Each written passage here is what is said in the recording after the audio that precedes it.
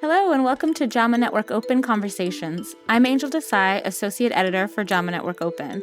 Today we are speaking with Professor Carol Maher and Kimberley Szeto about interventions using wearable activity trackers to improve patient physical activity and other outcomes in hospitalized adults. Just to get started, can you please both introduce yourselves? I'm Kimberley Szeto. I'm a PhD candidate at the University of South Australia. My PhD is looking at the use of wearable activity trackers in healthcare settings. I also have a background as an exercise physiologist, and I currently work seeing patients at the University of South Australia once a week. Hi, I'm Professor Carol Maher. I'm a Professor of Population and Digital Health at the University of South Australia and Kimberley's PhD supervisor. My background was physiotherapy, so that's physical therapy for any listeners in the US.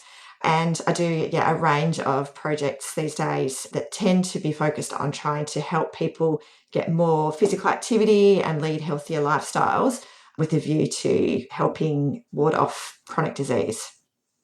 Great. Now, there's clearly a lot of interest at the moment in the use of wearable activity trackers in a variety of settings. Can you tell us a bit about the background of this study and what interested you in the topic? So we became interested in this topic a few years ago, where we were just sort of looking at the use of wearable activity trackers in a range of healthcare settings in South Australia. And we did find a few clinicians who were doing various things, different kinds of populations, different settings. So we became interested to see if we could sort of develop a coordinated approach to using them in a healthcare setting. And the setting that we wanted to target was in the hospital setting and a rehabilitation setting specifically. So part of that, we wanted to do a systematic review to see if wearable activity trackers were actually a useful and effective tool to improve physical activity for patients who are experiencing hospitalisation. And we know during a hospitalisation, patients are often very inactive, very sedentary, and that this can lead to a range of poor outcomes like increased mortality, functional decline and frailty. And it can also increase their risk of having longer hospital stays and higher risk of readmission.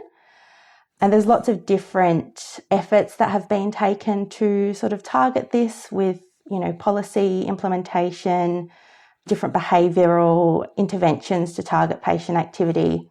And one of the ways that people are doing this is using wearable activity trackers. So we wanted to see, are they an effective tool for increasing patient activity during a hospitalisation? Just adding to what Kim said, I was finding I was getting approached by a number of clinicians asking for advice on using wearables with their patients.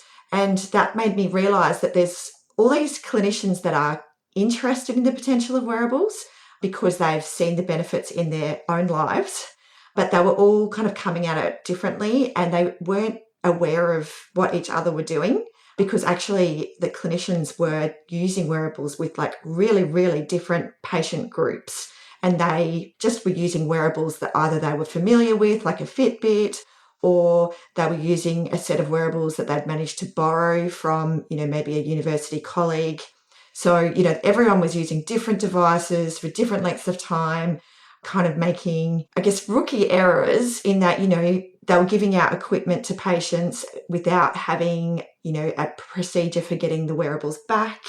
They were getting this really detailed activity data and didn't necessarily know how to use it. And so that kind of made me realise, gosh, there's quite a lot of interest in this, and it would be so good if we could bring these people together so that they could have a more coordinated approach to using wearables in healthcare. And certainly when we did that, we started to interview people who were using wearables, and we found that this really common barrier they were coming up against was they'd used them and had quite good success, but there was no system for it to be ongoing, because say they might have just got a one-off pot of funding, or perhaps they were like doing further studies themselves, like doing a master's project. So they were kind of driving it and we're doing it for maybe a year or something like that.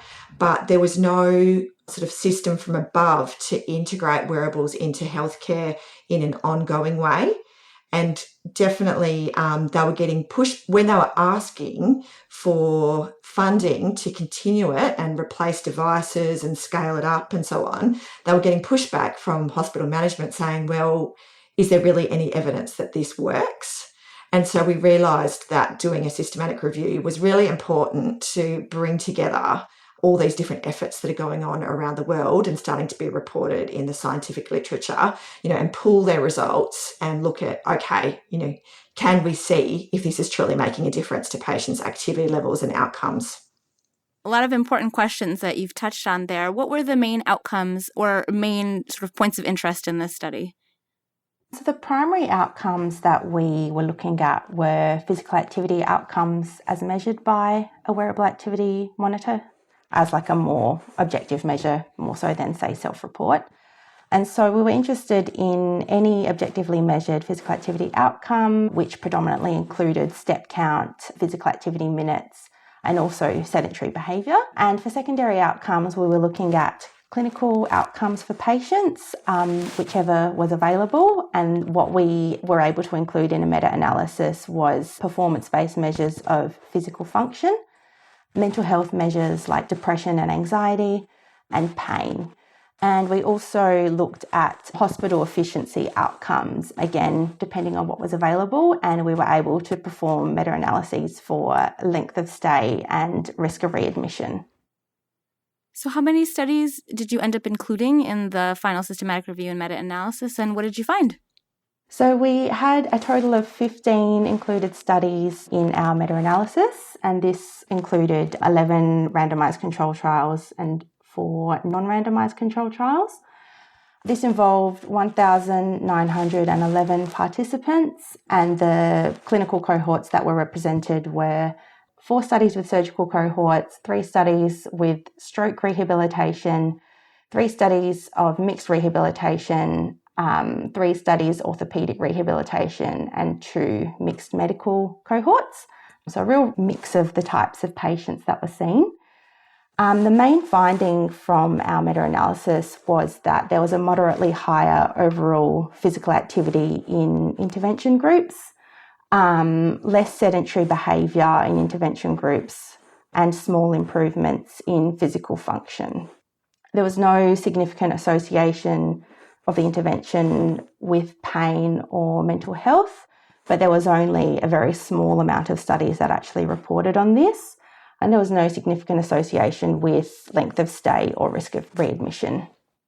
So it might be helpful to look at that in terms of percentage increase. So for example, with steps, it was an 826 per day increase in steps. However, when you factor in that actually hospitalised patients on average take less than 2,000 steps a day, an increase of 800 steps a day is really very large. It's, approaching a 50% increase in their activity. And it was a little bit similar when you look at active minutes. So across the studies in the review, the average patient was getting 2 minutes per day of active time, whereas the groups that used the activity trackers, that was 11 minutes. So that's basically a 5-fold difference. So really, quite large improvements in activity. But of course, the starting number was incredibly small. So we really are looking at quite substantial increases in their physical activity level. And, we saw in terms of physical function, it's a little bit harder to put kind of real numbers around it because that's usually measured with a variety of different tests and the different studies use different tests. But we would consider the change that we saw small to medium effects. So fairly substantial again. Certainly, far bigger than, some sort of inconsequential improvement. And then there were non-significant trends for improvement in pain and mental health. The size of the improvement in pain was actually very big, but because only a very small number of studies looked at it and the amount of pain patients experienced varied widely, it didn't hit that statistical significance. But certainly, just based on the size of the change, it was a very substantial trend for improvement in pain. And there was, again, a sort of small to moderate trend for improvement in mental health. So, again, I think, as more studies come out, we can start to get more confident about whether those are real improvements or not. We were surprised to see that there was really no trend at all for improvement in the hospital outcomes, like the length of stay and hospital readmissions, because certainly studies that have just looked at patient activity levels in hospital without actually trying to intervene on them, the patients that were more active during their hospital admission tend to have better outcomes. They get discharged faster and they are less likely to go back into hospital. So, following on from that, you would kind of expect that an intervention that, fairly substantially increased their physical activity during hospital might, translate to improvements in length of stay and readmission. But we didn't pick up those types of improvements in this study. But certainly it is very, very early days. There's not been many studies done yet, and there's certainly not been many studies done that have been reporting those types of hospital outcomes. And I think those kinds of outcomes are going to be incredibly valuable into the future if we want to be convincing hospital administrators to fund activity trackers. They're really interested in the bottom line. So, it will be important for studies to keep looking at those types of outcomes. So a lot of important implications here, I think, for these technologies and physical activity in the hospital. You've answered this to some extent, but I wonder if we could take a moment, without moving too far out of the scope of this study, to talk a little bit about the fact that this association between the wearable activity trackers and greater activity in hospitalized patients was seen, but that these other outcomes didn't appear to be associated necessarily as strongly with the use of trackers. It sounds like some of this may be explained by just the small amount of studies, the limited number of patients or patient data associated with those outcomes. But what do you think, thinking about these questions, because as you said, clinical outcomes are, of course, kind of where we want to head next. What do you foresee as some of the, next questions in this area that you may be working on or that others may be working on? I think with regards to clinical outcomes, as Carol said, this is still an area where the body of research and the body of literature is growing. I think as more studies come out using wearables with hospitalized patients, looking at more clinical outcomes, whether that's the ones that we included in our meta-analysis or, any others that might be relevant for the specific population, will help us to gain a little bit more clarity on which clinical outcomes they can be useful for. So, by increasing their activity, having that sort of flow-on effect onto other outcomes, but also in different populations that might be experiencing a hospitalisation.